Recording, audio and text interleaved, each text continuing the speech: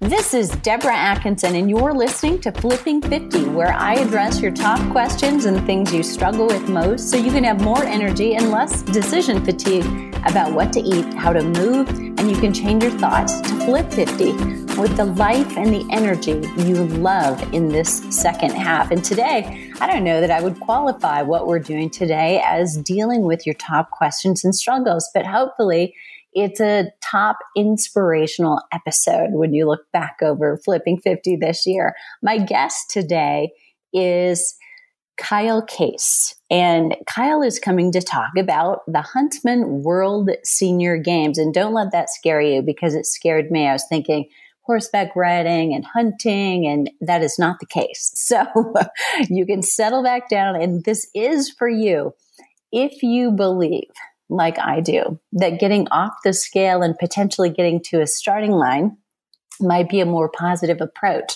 to your second half, then this is totally all about you. The Huntsman World Senior Games is the largest annual multi-sport event in the world for athletes age 50 and better. And by the way, that copy came from Kyle, and it did not escape me. So I love that he said that. Every October, the Games welcomes more than 11,000 athletes from all around the world to St. George, Utah. Beautiful place to have to go to compete in their choice of 30 different sports. The event was founded in 1987 and continues to strive to achieve its mission of fostering worldwide peace, health, and friendship. So a little bit about Kyle, my guest today. He's the CEO of the Huntsman World Senior Games. He's managed sporting events for over 15 years, loves the life-changing impact that these events have on individuals. He's married to his best friend, Mindy, and they have two amazing children who bring them joy.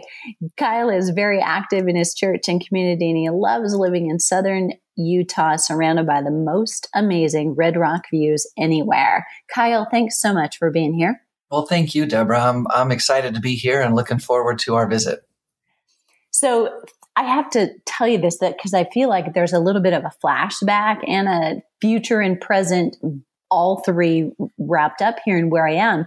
Growing up in my early adulthood, probably I did more growing up than I did before that, but spending a lot of time at Iowa State University, I was surrounded by a couple of people very active in the senior games. Really? And yeah. So I'm wondering too, if you would recognize a couple of names, but I've also got a current client interested and participating in the senior games. So this is just right down my alley. And I love this whole thing about, continuing to compete with yourself and as well as with others. But I think it's just such a different community feel. There's no better place to be. So I can imagine how it would be contagious to have to get up and go to work for you every single day. Well, it is amazing. And I have said it before, and I will definitely say it again. I have the best job in the world. Well, I thought I had the best job in the world. So tell us a little history about the Huntsman. And I'll tell listeners that in the green room, when Kyle and I were talking, I asked, why Huntsman? Why is that the name? That's a family name who has given it a lot of love, and it's been a passion of theirs. And Kyle, if you want to say any more about that, please do. But really tell us the history of how it got started and whose vision was this? You bet.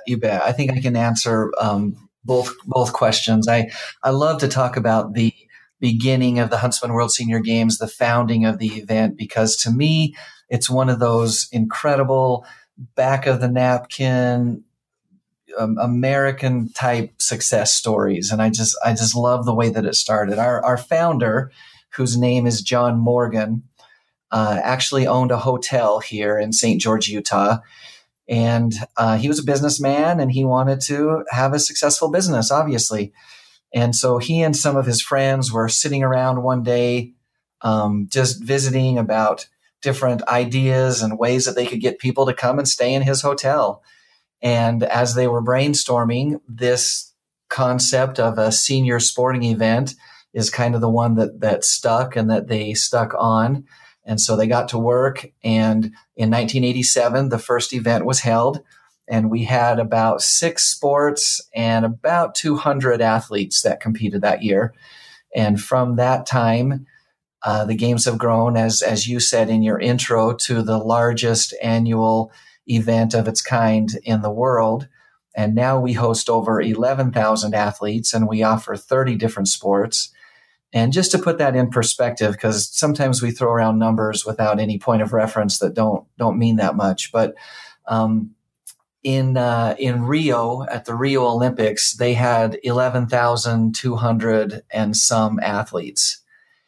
And so every year we get a chance to host an event that's the same size as the Olympics, and it's for seniors, and it's just amazing.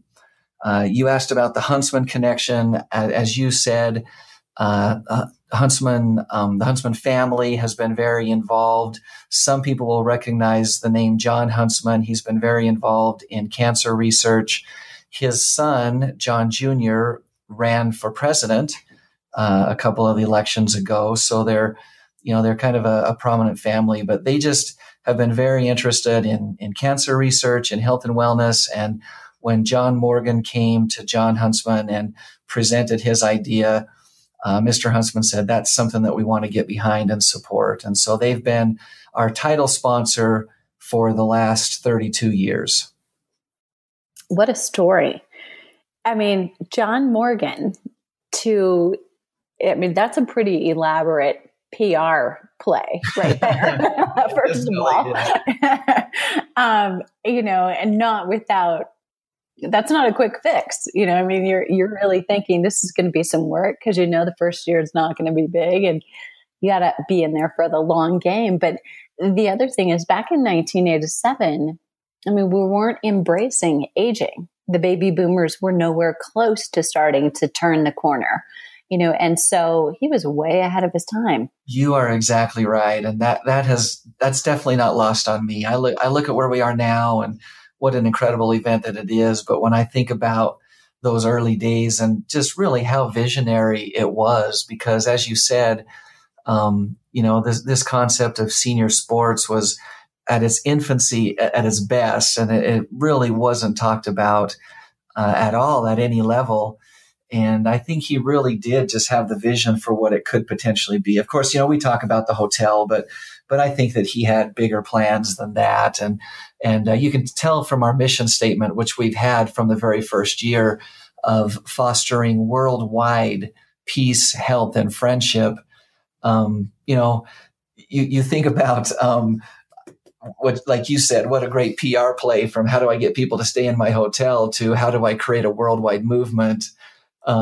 He's an amazing man. He's still with us, incidentally. He's in his early 90s, but that was my next question. Yeah. I'm so glad. Yeah.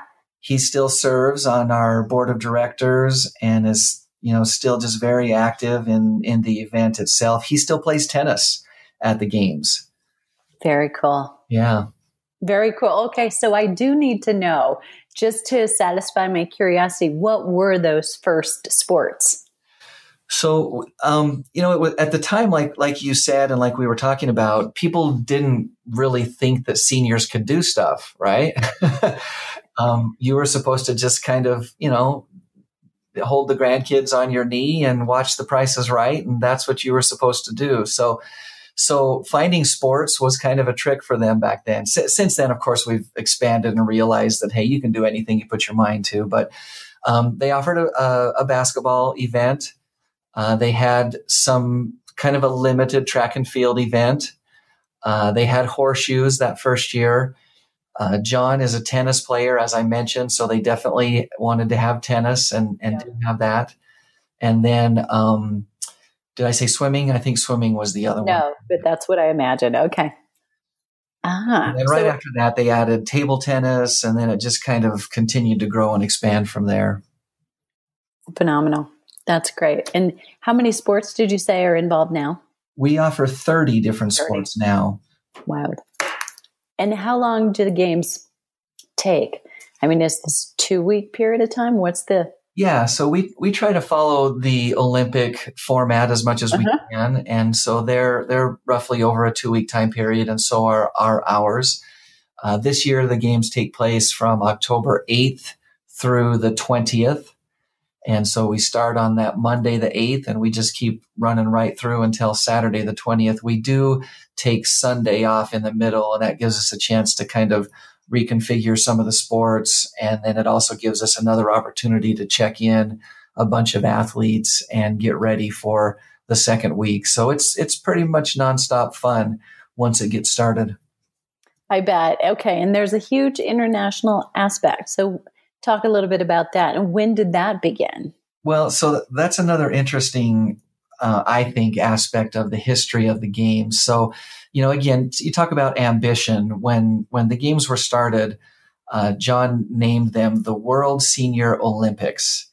And at the time, I don't know if you or your listeners are familiar with the city of St. George, but we've experienced a lot of growth over the last 30 years or so.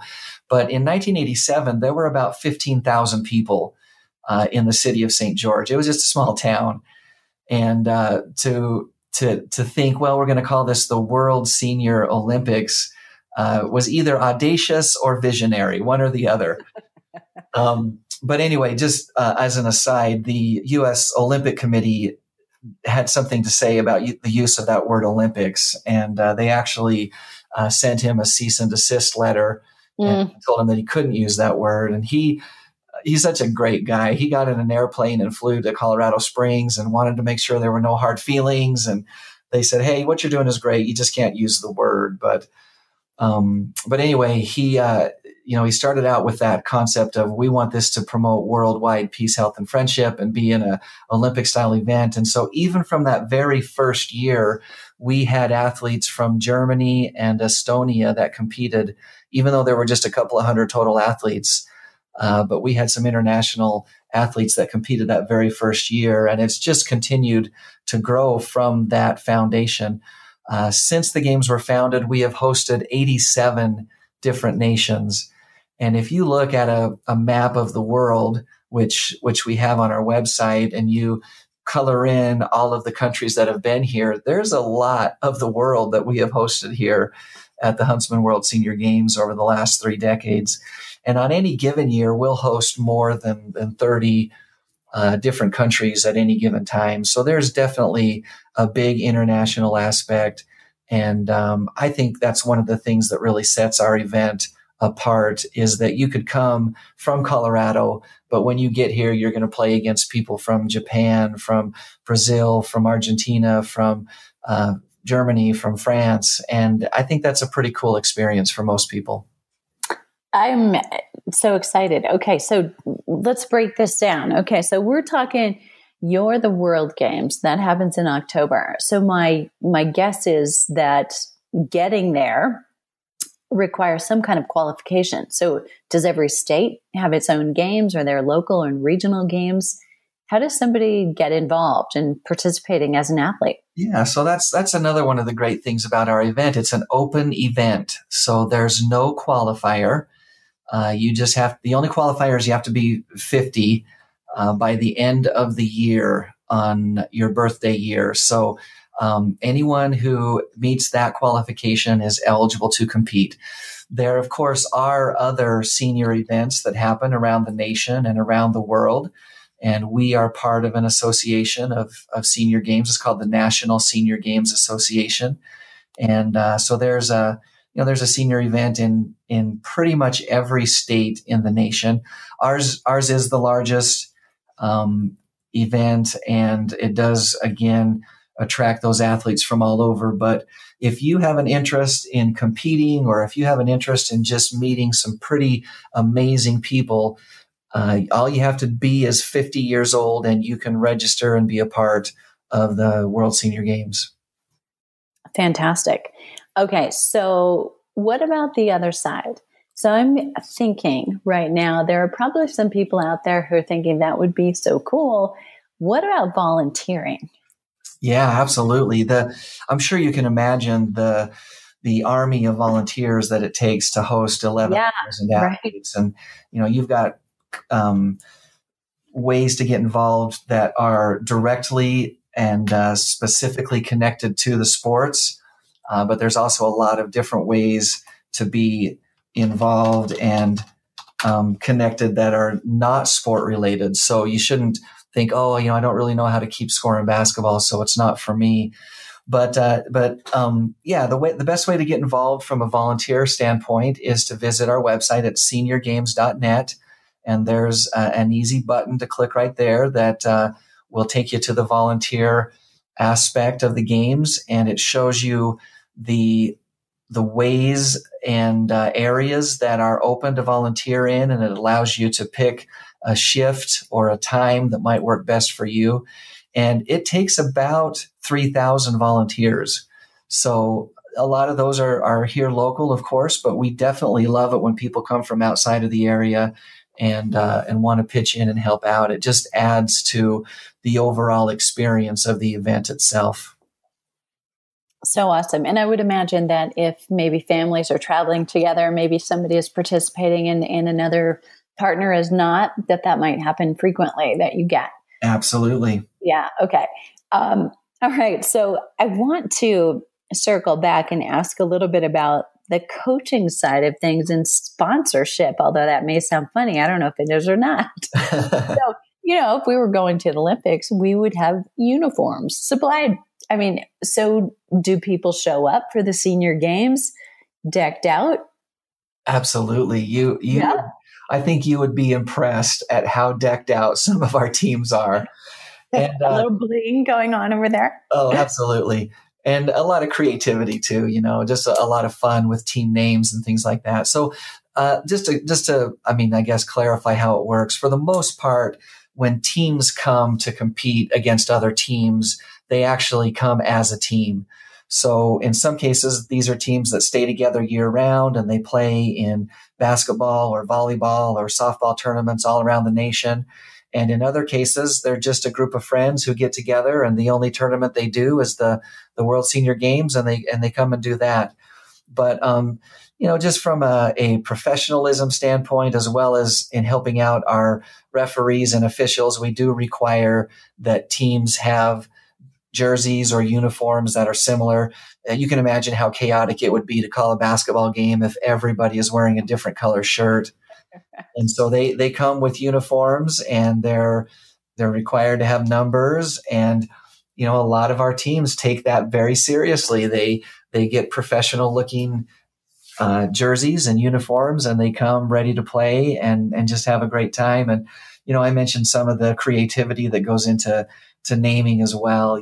We've got a team from New Orleans that's called the Voodoo Dolls. And they come with just different versions of tie-dyed shirts that they wear every year that come and play volleyball. We've got another volleyball team that is the women's, I think they're in the 55, maybe they're in the 60s division, but they call themselves the Hot Flashes. We've got another team that calls themselves the Victorious Secret. And so just a lot of people coming together to have a lot of fun. Nice. I love that. Okay. So I would imagine you have some stories to tell, and I want you to kind of dig into your box and pull some out for me. But I do have a question. What's your oldest? So the qualifications, you've got to be 50. Yeah. What's the oldest participant, Ben? So the sky's the limit on that end. There's no limit where we say, okay, we won't accept an athlete. We've had a number of centenarians that have competed at the games. I believe that our oldest ever athlete was 106. And he competed in a 5K road race. Very cool. So, Very cool. It goes all the way up to the top there. So any other inspiring stories, things that stick out that you remember?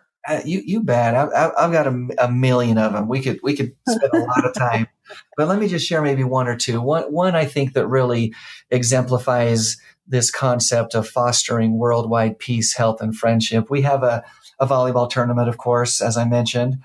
And one of the aspects of our volleyball tournament is, in addition to the open event, we also offer a world championship event where we only allow one team from each country to come and represent themselves. And we have had a team from Russia that has come and competed for the last several years. And Yuri is the name of the team captain. And You'll remember several years ago, relationships, and even today, relationships with Russia. Who knows where we are with them right now? But during the Obama administration, we levied some sanctions against some businesses and things like that because of some circumstances that were going on. And so Yuri had been receiving some funding from their federal volleyball federation. And because of some of those strained relationships, the federation told Yuri, not only will we not fund you this year, but we don't want you to go. We want to make a statement and we don't want you to go. But Yuri came and he brought a team, and it was a smaller team than they normally would have liked to bring because it fell upon them to fund themselves completely. But we had an opportunity for Yuri to kind of share some of his thoughts and his experiences about volleyball. And he's kind of told this story of how the federation didn't want them to come, but they were going to come anyway. And this is why, and I'll never forget it. In his broken English, he was standing there at the microphone and he said, "For me, volleyball transcends politics." And I just thought, is there anything cooler than that, you know? So they came and they played, and they actually ended up winning that championship, even with a limited team. And good for them. And I just thought it really, again, exemplified that idea of sportsmanship and fostering peace and friendship. And it was really cool to be a part of that. Another just really quick story, if I can. My mom, I think, is really who exemplifies more of our athletes. That Russian player, you know, that's kind of the elite of the elite. But most of our athletes are just people like your listeners who set a goal for themselves, and they wanted to be a part of something special, and so they come and register. And my mom had 6 kids. I've got 5 brothers and sisters, and all during her time as a mother, she spent all of her free time running around after us kids. You know, we were always being shuttled to a football practice or a wrestling match or whatever it was. And she didn't have a lot of time for herself, like many mothers. You know, it's such a selfless job that moms do for each of us. But when I started down here with the games, I started working on both of my parents about competing. You know, I said, listen, it doesn't matter. Pick a sport, just do something, but come and have fun with us. Come and be a part of it. And so she decided that she would pick running and decided to sign up for our 5K road race. And my mom had never been a runner. She wasn't a jogger. It was just not something that she did, but she made a commitment. And so she started practicing a little bit. And she came to the event the first year, and I've got a picture of her standing there in her, you know, her clam digger shorts and, you know, kind of a button-up shirt that she wears. And she went out, got on the starting line, and they shot the gun. And she's standing next to, you know, people who are in spandex and looking really official. And I'll admit, and she'll probably admit as well, she looked a little bit out of place, you know. But the gun went off, and they took off and ran, and then, you know, 30 minutes later the race ended, and everybody, you know, 40 minutes later everybody was there, and I was talking to my mom, and she was like, you know, I had a lot of fun, but I got out there on the course, and I didn't want to be rude, so I didn't pass anybody. And I love her. You know, I thought, that's my mom. You know, that's just my mom. But what she said, Deborah, was, I'm going to come back next year, and I'm going to run this race. I'm going to actually race. And so all through the year, she kept training, and I checked in with her regularly, and she would tell me, yeah, I went out and I ran 3 miles. She'd wake up every morning, and she would go to our church gym, and she would just run around that gym. And she had counted out the paces, and she knew how far 3 miles was. And so the next year when she came back, she got up on the front line, and she was dressed a little bit differently. You know, she looked a little bit more like an athlete. And the gun went off, and I saw her. She had a determination in her eyes, and she was going to run a race. And so I was standing there at the finish line and kind of organizing things, you know, as an event coordinator. I was taking care of getting tables and chairs set up and all that kind of stuff. And we started watching athletes as they came in, and we were looking for her age group. And, you know, before too much time had passed, the top 3 in her age group had come in. And so we knew she wasn't going to medal. But we were still excited for her, obviously, to be there. I went and took care of some things, and I came back to the finish line. And just as I looked up, I saw this woman coming around the corner who had obviously given everything that she had. Her knees were locked out. She was bent over at the waist. She looked like she was just about to fall down. And as an event organizer, I immediately moved over there to see if I could help this woman, because I didn't want her to fall and be hurt, and, just concerned about her. And as I got closer, I realized that was my mom. Oh. And I have never been more proud or more terrified in my life at the same time. I've never seen my mom in that state, but I went over and I grabbed her by the elbow and I said, "Hey, Mom, you did awesome. It's okay. Just take some deep breaths. You'll be fine." And, we were going along and she looked like she was just completely spent. But as soon as she looked up and she saw the finish line, she literally just elbowed me out of the way, and she ran across the finish line by herself. And it was just an amazing time. And I feel like as much as anything else that I've seen, that exemplifies what our event is about. It's just regular people being the very best that they can be. What a great story. Yeah. And what a great way to get to know your mom better. Absolutely. Absolutely.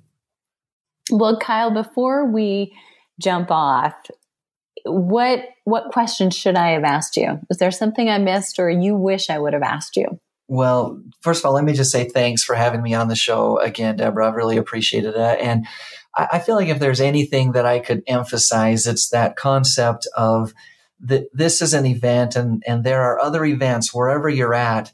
There are other events where you can just be a part of it. It's another lease on life. You talked in your intro several times about the second half.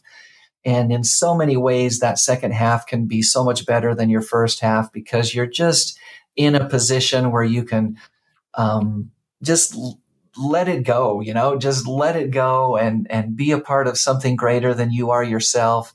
And this is an opportunity for people to do that. So if you have any nervousness or hesitation about world or senior events or whatever, let me just encourage you to set those aside. Check us out on our website, seniorgames.net. There's bound to be something there that you could take a look at. Set a goal for yourself and work towards it. And you will not be sorry. You will be glad that you participated. It's that kind of life-changing event. Thanks so much, Kyle, for being here and for sharing the inspiration. And I am going to turn the tables on listeners right now. So what I would love for you to do, if you're listening to this as we release it fresh, wonderful. And if not, it will live on at flipping50.com. But what I'd love for you to do, if you're listening to this and you have any calling, just anything inspired you to think, I'd love to do that. And maybe that was followed by a but I don't know where to start. What I'd love for you to do is to comment below this podcast and add your comment, tag me on it, that you'd love to participate in swimming or in track or whatever it might be, whatever your sport might be, if you have no idea where to start, and we'll find a way to get you started. So we have a couple ways we can creatively create some groups and create some coaching to get you going in the right direction. So whether you aspire actually to go to the World Games or you're just ready for your first local 5K or 10K, just pick a starting line and tell me what sport it is and we'll help you out. So beyond that, if you also have a question, leave it below the show link today at flipping50.com. I love hearing from you. I'm sure Kyle would love to hear we inspired somebody here on the show. And if this episode was helpful to you or you know someone else who would like it, please pass it on and leave us a rating in iTunes. It really helps. Don't forget to share it with a friend, because you'll be able to surround yourself with a supportive community of women on the same journey. What are you waiting for? Let's start flipping 50 together.